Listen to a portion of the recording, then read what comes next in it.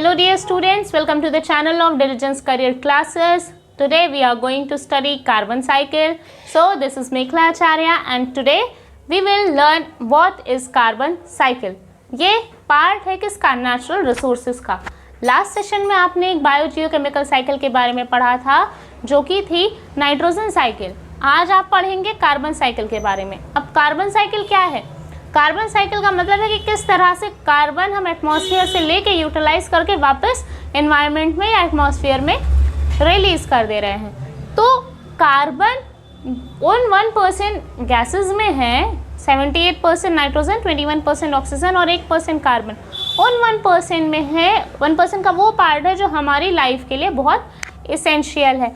अब जो कार्बन है वो किस किस फॉर्म में है? जैसे कि पहला कार्बन का जो फॉर्म है वो डायमंड और पेंसिल, ये सब जो है उसमें भी वो क्या है, वो कार्बन से ही बने हुए हैं. कार्बन का एक फॉर्म है.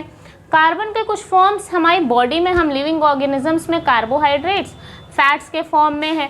तो इस तरह से कार्बन हमारे एनवायरनमेंट में प्रेजेंट है. आपने पढ़ा था डाइवर्सिटी वाले चैप्टर में इंडोस्केलेटन एक्सोस्केलेटन के बारे में. तो जो इंडोस्केलेटन एक्सोस्केलेटन ये भी कार्बन का एक फॉर्म है. तो अब कार्बन साइकिल क्या है? कार्बन साइकिल को पढ़ने के लिए इसको हम दो उसमें डिवाइड करेंगे, एक बायोलॉजिकल साइकिल और एक geological cycle. Biological cycle include करती है बायोटिक कंपोनेंट्स को और जियोलॉजिकल साइकिल बनी होती है किसकी? एबायोटिक कंपोनेंट्स की. तो आइए देखते हैं कि बायोलॉजिकल साइकिल क्या है और फिर देखेंगे हम कि जियोलॉजिकल साइकिल क्या है. बायोलॉजिकल साइकिल कार्बन की क्या है? देखो, आपको ये पता है कि सनलाइट की प्रेजेंस में, है ना, क्या करते हैं प्लांट्स? फोटोसिंथेसिस करते हैं. वो क्या करते हैं? कार्बन डाइऑक्साइड को एनवायरनमेंट से लेते हैं, राइट. और क्या लेते हैं वो एनवायरनमेंट में? एटमॉस्फेयर में जो सॉइल है, सॉइल से वो लेते हैं water in the presence of sunlight.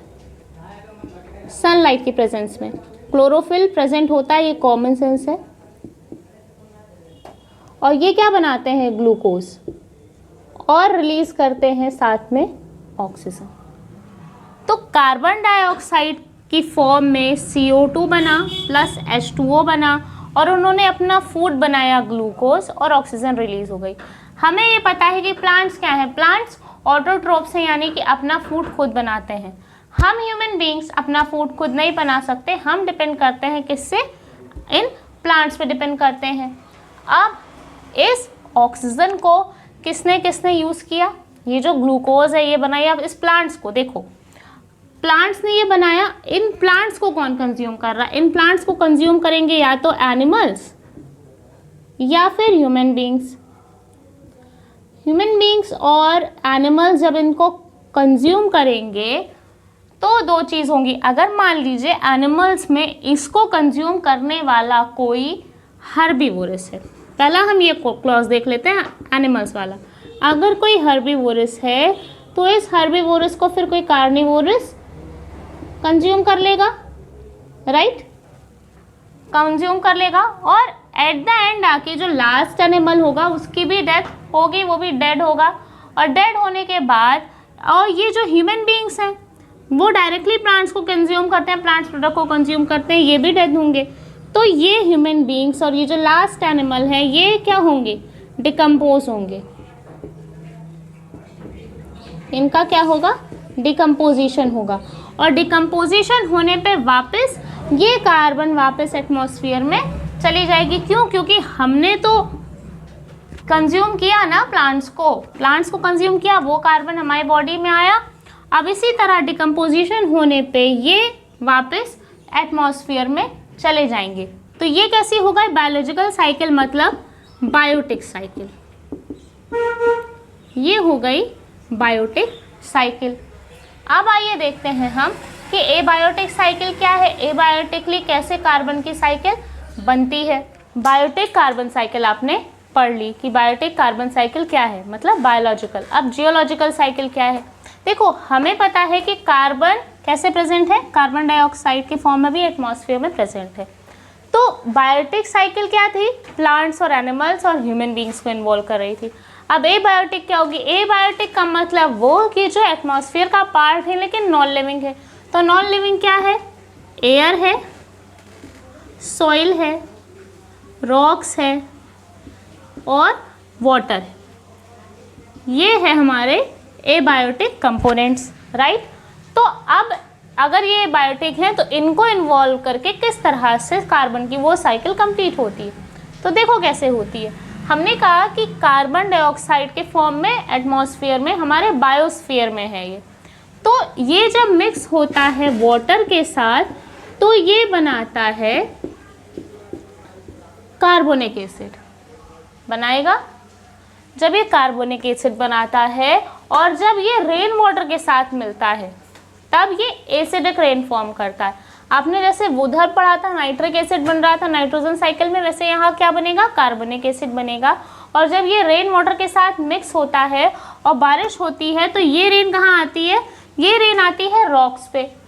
Rocks पे आने पे रेन के क्या होता है, रॉक्स क्या होते हैं, रॉक्स गलना स्टार्ट करते हैं, है ना, उनका डीजेनरेशन होता है। मतलब एसिड है तो वो तेज होगा, पानी से तो डिफरेंट होगा ना, वो रॉक पे पड़ता है तो वो रॉक को गलाना स्टार्ट करता है।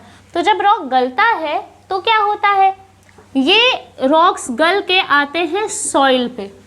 कहाँ पे आते हैं, सॉइल पे आते हैं। और हैवी रेन की वजह से, तेज बारिश की वजह से जब प्रेशर, ये कब होता है, ये कार्बनिक साइकिल कब बनती है, जब एटमॉस्फेयर में प्रेशर और लाइटनिंग बहुत ज़्यादा होती है। मतलब बहुत बादल गरज रहे हो, लाइटनिंग बहुत ज़्यादा हो, एटमॉस्फेरिक प्रेशर बहुत ज़्यादा हो, तब ऐसा होता है। तो जब ये रॉक्स पे आए और रॉक्स गल के मिट्टी पे गए और पानी तेज़ बरस रहा है तो बहाव तेज होगा। और मैंने आपको बताया था सॉइल इरोजन के बारे में। सॉइल इरोजन क्या है कि सबसे ऊपरी लेयर, सबसे फर्टाइल जो लेयर होती है मिट्टी की, उसका रिमूव होना कहलाता है सॉइल इरोजन। तो जब ये बारिश का पानी सॉइल इस पे आता है तो ये इसको बहा के ले जाता है और ये बहा के कहाँ आएगा, इन वाटर रिसोर्सेस में, वाटर रिसोर्सेस में आ जाएगा।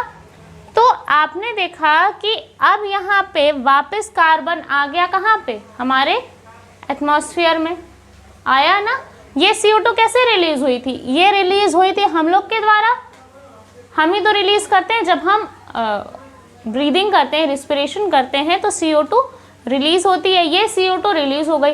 जब ये रिलीज हो गई तो ये वापस कैसे आई, इसी तरह से आई। बारिश हुई, एसिडिक रेन हुआ, रेन आए रॉक्स पे, रॉक्स गल के मिट्टी में मिले, मिट्टी में सॉइल इरोजन हुआ और वो पहुंच गए वाटर रिसोर्सेस में। तो इस तरह से वापस कार्बन आ गया आपके एनवायरनमेंट में किसी ना किसी फॉर्म में। ज़रूरी नहीं है कि कार्बन के एलिमेंटल फॉर्म में आए, लेकिन हाँ किसी ना किसी फॉर्म में वापस वो आ गया। तो ये है आपकी कार्बन साइकिल। आई होप आपको समझ में आ गया होगा। रिवीजन पे अगर आप ध्यान दो तो हमने पहले क्या पढ़ा बायोटिक में कि फोटोसिंथेसिस हुआ। फोटोसिंथेसिस में प्लांट्स ने इसको यूज़ किया। जब प्लांट्स ने इसको यूज़ किया और एनिमल्स ने इन प्लांट्स को कंज्यूम किया और फिर डेड एंड डीके होके वो कहाँ हुए, सॉइल में मिलके उनका डिकम्पोजिशन हो गया, तब भी कार्बन कंपाउंड्स के फॉर्म में ही डिकम्पोजिशन हुआ उनका। इस तरह से कार्बन की साइकिल कंप्लीट होती है। नेक्स्ट हमको पढ़नी है ऑक्सीजन साइकिल। तो आइए देखते हैं कि ऑक्सीजन साइकिल क्या है। कार्बन साइकिल आपने पढ़ ली, नेक्स्ट हमको पढ़नी है ऑक्सीजन साइकिल। अब ऑक्सीजन किस फॉर्म में प्रेजेंट है, ऑक्सीजन प्रेजेंट है एलिमेंटल फॉर्म में, यानी O2 के फॉर्म में। और कितना है, ऑक्सीजन है 21%। आपने जब कंपोजिशन पढ़ा था एयर का तो मैंने आपको बताया था कि 78% नाइट्रोजन, 21% ऑक्सीजन और 1% अदर गैसेस है। तो 21% क्या है, ऑक्सीजन है एनवायरनमेंट में, एटमॉस्फेयर में। और ऑक्सीजन किस फॉर्म में प्रेजेंट है, ऑक्सीजन प्रेजेंट है nucleic acids, proteins, fats, carbohydrates में। और ऑक्सीजन प्रेजेंट है अर्थ की क्रस्ट में, जैसे कि कैसे, CO2। तो कार्बन के साथ ऑक्सीजन इस तरह से प्रेजेंट है। जितने नाइट्रिक एसिड्स हैं उसमें भी क्या है, ऑक्सीजन है ना, क्योंकि हमने नाइट्रोजन साइकिल में पढ़ा था कि वो जब नाइट्रीफाइंग बैक्टीरिया अपना काम कर रहा है तो नाइट्राइट्स और नाइट्रेट्स बना रहा है।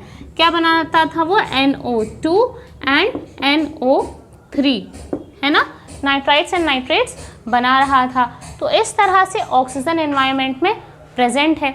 अब हम ह्यूमन बीइंग्स में ऑक्सीजन का क्या यूज़ है, मतलब इतनी ज़्यादा रिक्वायरमेंट क्यों है, क्यों कोई और गैस नहीं इम्पॉर्टेंट है बट ऑक्सीजन है।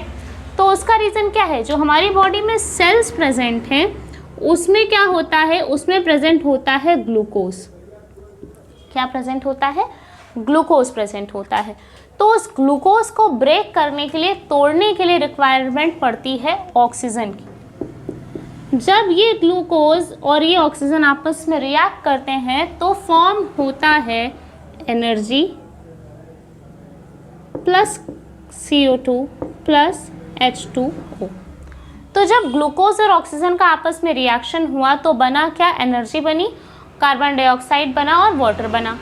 अब ये क्लियर हो रहा है देखने से कि जो फोटोसिंथेसिस हमने पढ़ा था ये उसका रिवर्स रिएक्शन है। फोटोसिंथेसिस में कार्बन डाइऑक्साइड और वाटर मिलके in the presence of sunlight क्या बनाते थे, ग्लूकोज और ऑक्सीजन बनाते थे। अब हम इस बारे में क्यों बात कर रहे हैं कि अगर ऑक्सीजन की रिक्वायरमेंट है ह्यूमन बींग्स और ऑर्गेनिजम्स को, अदर ऑर्गेनिजम्स को, तो वो कहाँ से मिल रही है, वो प्लांट से मिल रही है। तो आप इसी रिएक्शन में दोनों चीज़ें देख सकते हैं। जब कार्बन डाइऑक्साइड और वाटर मिलके किसकी प्रेजेंस में, सनलाइट की प्रेजेंस में फोटोसिंथेसिस करते थे तो क्या बनता था, ग्लूकोज बनती थी और ऑक्सीजन बनता था।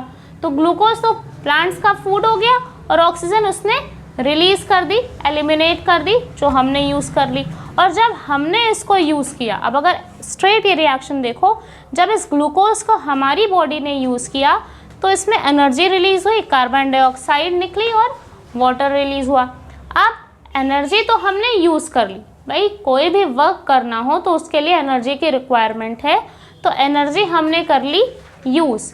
लेकिन जो कार्बन डाइऑक्साइड था उसकी हमें रिक्वायरमेंट नहीं थी, तो उसको हमने कर दिया एलिमिनेट अपनी बॉडी से, हमने इसको निकाल दिया। कैसे निकाल दिया, हमने जैसे लंग्स से अपनी नोज़ के थ्रू लंग्स में एब्जॉर्ब किया ऑक्सीजन, उसी तरह अपनी लंग्स से एक्सहेल कर दिया कार्बन डाइऑक्साइड को, और वाटर तो हमने हमारी बॉडी ने यूज़ कर लिया, यूटिलाइज कर लिया। तो इस तरह से ऑक्सीजन हमारे बॉडी और हमारे प्लांट्स के बीच में रोल प्ले करता है। अब ऑक्सीजन साइकिल क्या है, जैसे आपने नाइट्रोजन साइकिल पढ़ी, कार्बन साइकिल पढ़ी, तो ये मैंने आपको बताया कि वो कंटिन्यूटी में चल रहा है, कंटिन्यूअसली यूज़ हो रहा है। तो साइकिल का मतलब क्या है कि एक बैलेंस बना के चलना, कि ऑक्सीजन का कंसंट्रेशन एटमॉस्फेयर में कम ना हो और वो बैलेंस बना रहे, कि हम ऑक्सीजन यूज़ कर रहे हैं और रिलीज हो रही है। ऑक्सीजन 3 फॉर्म्स में यूज़ होती है, एक कंबशन एक कंबशन, दूसरा रेस्पिरेशन और तीसरा इन द फॉर्मेशन ऑफ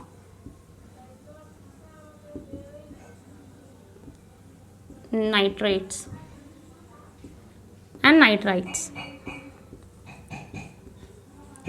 अब कंबशन क्या है, कंबशन का मतलब है burning of something in the presence of oxygen. मतलब ऑक्सीजन की प्रेजेंस में जब हम कुछ जलाएंगे तो वो कंबशन होगा। मैंने आपको बोला कि ऑक्सीजन की रिक्वायरमेंट किसमें है, कंबशन में, रेस्पिरेशन में और नाइट्राइट्स और नाइट्रेट्स के फॉर्मेशन में। अब कंबशन में कैसे यूज़ होता है, कंबशन का मतलब है कि ऑक्सीजन की प्रेजेंस में किसी चीज़ की बर्निंग, मतलब कुछ जलता है अगर ऑक्सीजन की प्रेजेंस में तो उसको कंबशन कहते हैं। फॉर एग्जाम्पल मान लीजिए मैंने कोई कार्बन कंपाउंड लिया, कोई फॉसिल फ्यूल लिया, फॉसिल फ्यूल कार्बन कंपाउंड्स होते हैं, उसको लिया और हमने उसको बर्न किया, हमने उसको जलाया in the presence of oxygen, तो क्या बनता है, CO2 बनता है। ऑलराइट, तो कंबशन क्या है कि ऑक्सीजन की प्रेजेंस में बर्निंग। तो अगर ऑक्सीजन नहीं प्रेजेंट होगा तो कंबशन पॉसिबल नहीं है। जैसे कोई आप मोमबत्ती जलाते हो, रखते हो, उसको अगर ग्लास से कवर कर देते हो तो वो बुझ जाती है थोड़ी देर के बाद। क्यों? क्योंकि वहाँ ऑक्सीजन प्रेजेंट नहीं होती। तो किसी चीज़ की भी जलने के लिए ऑक्सीजन रिक्वायर्ड है। रेस्पिरेशन के बारे में आपने पढ़ा कि सेलुलर रेस्पिरेशन कैसे होता है, ग्लूकोज ऑक्सीजन के साथ मिलकर एनर्जी कार्बन डाइऑक्साइड रिलीज करते हैं और H2O बनता है। ओके, तो आपको रेस्पिरेशन भी क्लियर है कि क्या है।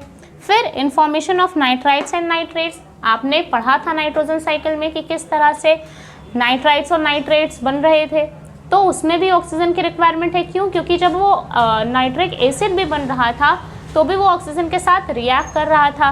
तो इस तरह से ऑक्सीजन रोल प्ले करता है इन सारी चीज़ों में। तो चाहे वो कंबशन हो, चाहे वो रिस्पिरेशन हो, चाहे वो नाइट्राइट और नाइट्राइट्स का फॉर्मेशन हो, उसमें ऑक्सीजन की रिक्वायरमेंट है। लेकिन ये ऑक्सीजन कहाँ से मिलेगी? तो अगर आप फोटोसिंथेसिस याद करो तो फोटोसिंथेसिस वो प्रोसेस है प्लांट्स का जिसमें प्लांट्स ऑक्सीजन को एलिमिनेट करते हैं। दैट मीन्स उस वक्त प्लांट्स को रिक्वायरमेंट नहीं होती है ऑक्सीजन की। तो ये ऑक्सीजन कहाँ से मिलता है? प्लांट से मिलता है। तो प्लांट्स ओनली सोर्स है ऑक्सीजन का। इकलौता सोर्स ऑक्सीजन का कौन है? प्लांट्स हैं। वो फोटोसिंथेसिस करके प्लांट्स क्या करते हैं? ऑक्सीजन रिलीज करते हैं। इसलिए कहा जाता है कि प्लांट्स को कट नहीं करना चाहिए और ज़्यादा से ज़्यादा प्लांट्स लगाने चाहिए। सो आज हमने पढ़ा क्या? कार्बन साइकिल और ऑक्सीजन साइकिल। आई होप आपको दोनों साइकिल समझ में आ गई होंगी और ईजी लग रही होंगी। अगर अभी भी कोई डाउट है तो आप कमेंट सेक्शन में क्वेश्चन पूछ सकते हैं। लाइव चैट में अपने क्वेश्चन पूछेंगे तो भी रिप्लाई मिलेगा। बट अगर आप वीडियो बाद में देख रहे हैं तो कमेंट सेक्शन में अपना क्वेश्चन डाल दीजिए, हम आपको जल्द से जल्द रिवर्ट बैक करेंगे। अगर वीडियो पसंद आया हो तो लाइक एंड शेयर ज़रूर करें और चैनल को सब्सक्राइब करना ना भूलें। बेल आइकन ज़रूर दबाएं ताकि आपको वीडियोज़ की रेगुलर नोटिफिकेशन मिलती रहे। Thank you. Have a nice day.